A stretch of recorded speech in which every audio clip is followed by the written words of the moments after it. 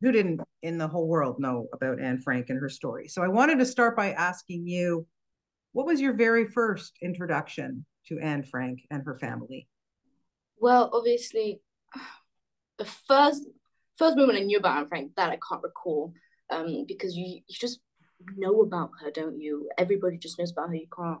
It's like it's that's a hard one. Obviously, in my education system, we went to World War II and things like that. We touched upon her, but not in detail. Like at Yeah. all. I thought she was this shy, reserved girl, but she really isn't. She's actually the complete opposite. Yes. Um, so when I was actually auditioning for A Small Light, I started to read her diary because I fell in love with the project and I wanted to be a part of it. So that's when I got to know the lovely Anne Frank. I mean, Mhm. my mouth was wide open when I was reading the diary. I remember one of one of the things she said was, "I want to smack my mother across the face," and for me that was like eye opening. I was like, "Oh, Yeah. well, I was wrong. That is not the girl I thought she was." And she's far better. Her true self is far better than the facade that most people think she is.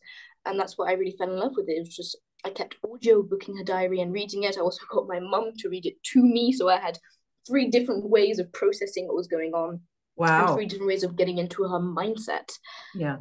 That's how, I mean, that's how I decided to go about it. But that was my real first introduction to Anne, was actually during this audition.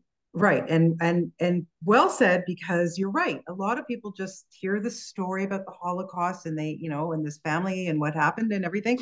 But she was a teenager. She's a normal girl, just like all of us growing up. And she had her, you know, uh, petulance. And, even from the very beginning, when we see her, we meet her. I'm not going into this crowded spot without my cat. That's too bad for you. I'm not going. You know what I mean? She had some depth to her. There's no Yeah. question about it. But how, when you look at it, Billy, this is a very important role. There's so many, like you say, you're exposing this story to a lot of people, and hopefully young children who've probably never heard of Anne Frank. So how daunting is that for you to take something like this on? Daunting at first. Right now, I feel quite excited by it. I can't wait for people to actually get to know Anne. I mean, Mm, when I first found out who she was and I got to know her, I fell in love with her, and I just hope that people get to do the same thing. I mean, yes, it is very daunting because I'm taking on Anne Frank. I mean, everybody knows who she is, even if you don't know her story, or even if you don't know her personality, you know who Anne Frank is. And it's she's one of the most famous Jewish people. You ask anybody on the street, name one Jewish person, they will say Anne Frank. yeah. And to take that on board, I mean, so many people respect her. Her story has touched so many people's lives and are so important to them. And obviously, when I first got the role, I was like very overwhelmed, and I was thinking, Jesus Christ, what am I going to be doing? I mean, am I actually capable of taking this on? I mean, Yeah. can I do it?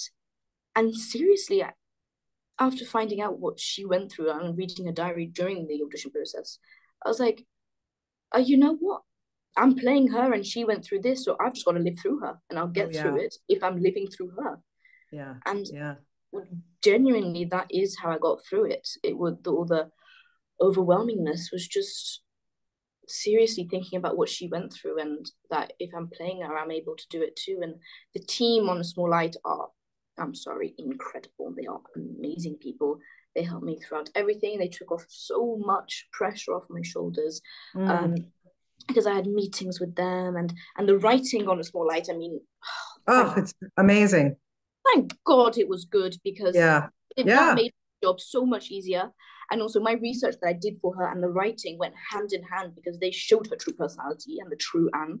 So it helped me so much to get a script and go, aha, that is Yeah. how I react. That is what Anne would say. So it made my job easier. I mean, if it was bad writing or if it was the facade of Anne, I would have found it harder. But really, they've done an amazing job as taking away the facade of the whole story and Yes. showing the humanity of them and what Yeah. they actually went through, the grittiness, Mm-hmm. because and the ups and downs, which is the best part. I mean, they show that they had light, in your Right. whole life. Even if you're going through a dark period, you still have moments of joy. You still have moments where your family comes together. Mm, It's not always all dark every single second, which right. they've amazingly they've given us hope. You know, they, I feel like A Small Light did an amazing job of really ripping away the story, the end of the story that we all know, Yeah. and giving us a false sense of hope and wanting them to survive. And then when they don't, it hits you like a ton of bricks because Mm-hmm. it's like, oh my god, how did I forget that that's how the ending is? How did I forget that?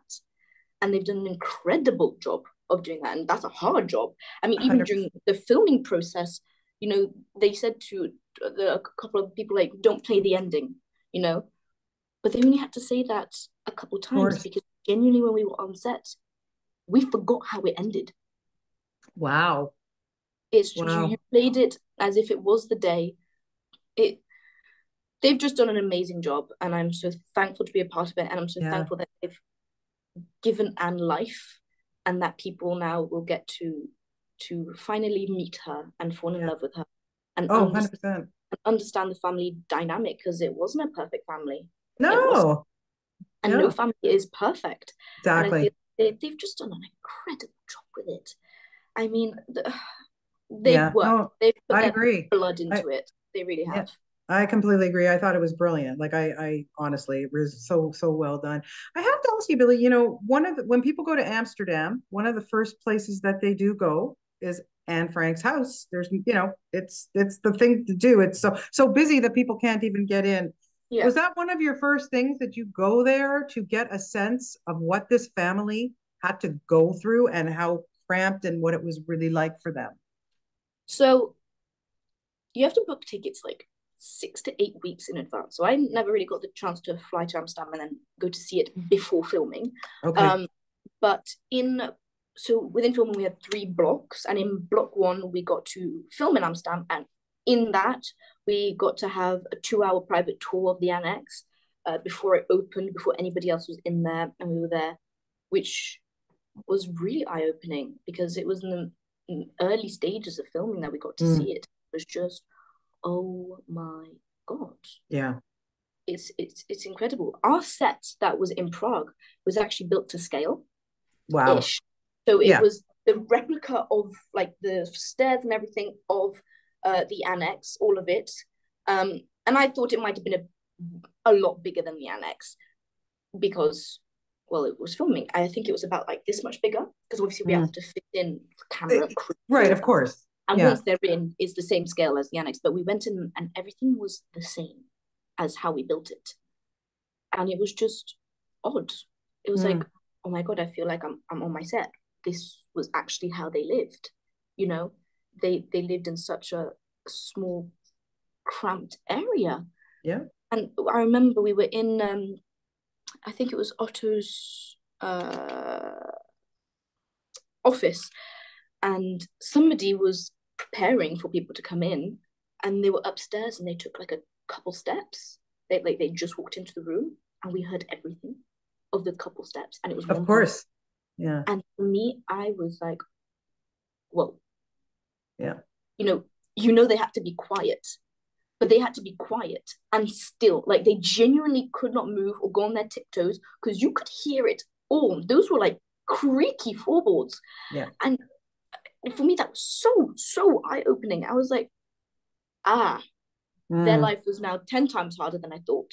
And if anybody ever had the opportunity to go and see the annex, take it. Take it, because you will not understand what they went through, Yeah. and you will never understand what they went through, but you'll have a better idea when you step foot in that place, because 100%. it's Yeah. trauma. Like what they went through is Yeah. inhumane, really. It really is inhumane.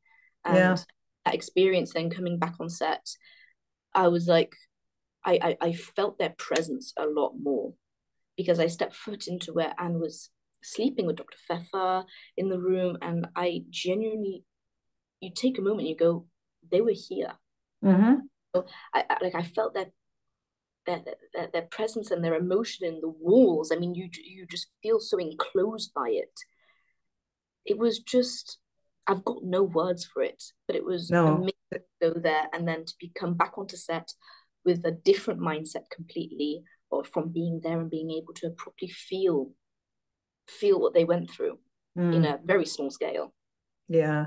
I have just I just have about a minute or so left. I really honestly wish I could talk to you for hours about this show, but I gotta mention, well, I mean, your whole co-star is like phenomenal, and having Liev as your dad, and I mean, unbelievable. Belle Powley, wow. I mean, first of all, she's extraordinary, but when you look at the person she's playing, Meat Geese, how extraordinary that there were people at this time who were not Jewish who stuck their necks out. She could have been killed, her husband could have been killed. At the end of the day, after finishing this, Billie, and what do you learn about humanity, and what do you hope that hopefully this will be shown in schools and that kids will see this? What are you hoping that people will take from these characters, or for these people who really did do what they could to help, with the Holocaust, and try to save who they could. And Meep is amazing. I think one thing that we should all remember, I mean, it wasn't just Meep. Every single survivor out there from the Holocaust had a Meep that hid Yeah, them right. and took care of them. So there were many out there.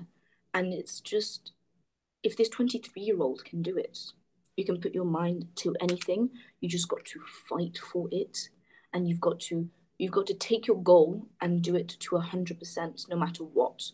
I mean, when the obstacles come your way, that is when you show your strength, because that's when Mm-hmm. you have to fight and that's when you have to go over it. The easy parts are called easy parts for a reason. When things don't go your way, it doesn't mean you have to give up or look for something else. It means that you're doing the right thing, and you just got to put full blast and go for it. And that's what Meek did. I mean, she had obstacles in the way. She had to hide them for so long. She couldn't get enough food. So what did she do? She had all of these obstacles, but my God, she was going to save their lives. And my God, Yeah, she was going to hide them and protect them. And that is what she did at 23. it's Not many 23 extraordinary. many 23-year-olds are not even finished with their education yet. Yeah. And what I want people to understand that you can do anything, no matter what scale it is and what age it is. You can't just sit around and wait for opportunities to come to you. You have to go out, look for them, and fight for them. And if they come your way, you have to take them and nourish them. And Meep did an incredible job for it. She hid them for so many years, and she became part of the family and was so involved. She became a mother figure and a sister figure to Anne, which is Yeah. so important for her. She became part of her escape, and Meep became their outside, and their breath of fresh air was Meep when she came in. It was like having the sun on them. You know, it's just, I want people to take that away and understand that you can find hope in anything. Anne found Mm-hmm. her hope in her diary, and Otto found his hope in Meep. And Meep found her hope within herself. Yeah. You just have to find it, and you will get through what you need to get through. It'll be hard, but that's the point. Not Yeah. everything can be easy. And I really hope people take that away from them. And I hope that they show this in schools, because this isn't told through a documentary style at all. Exactly. And Yeah. this will allow children, and at any age really, to actually focus on the story and be educated on it in a completely different way. Because it's not like a documentary where they're lecturing at you for 3 hours about such a tough subject. And you're just sitting there like, oh my God, I don't want to listen to this. Yeah. Yeah. But if it's a story and they're showing the truth behind it, that is like they'll get emotionally connected to them. I want to know more. I want to learn more. And it's also not just receiving the diary, because I know myself, I am not a good reader. And as much as I can read the diary, I won't be able to process all of it unless I've audiobooked it and somebody else has read it to me. That's why I did all three different versions, because I know myself. But when it's a story like this, you get to watch it and you get to enjoy it and be connected to it and just be educated in such a different way that has been done before. And I Mm-hmm. hope for every single person that watches it, then afterwards does more research, looks more into maybe Anne Frank, looks more into Meep, wants to go to Amsterdam, wants to help out and understand that you can't just think, oh, wish things are going to get better. Yeah. No, you've got to go out there and do something about it. Yeah. Well, you are an incredibly wonderful person, and it was my pleasure to have the opportunity to talk to you. You're so smart, and well spoken young lady. And I just wish you the best with this series and onwards. I know we will be seeing you in a lot of things to come, especially after people see this. But I thank you personally for just taking on this role and bringing us this series. You really, it is extraordinary. And I just really wish you the best. Thank you so Thank you much. so much. Thank you so much. You're very, very welcome. Take care and enjoy New Bye. Have York. a nice Okay. day. Okay. You Yes. too. Bye Bye. bye. Bye.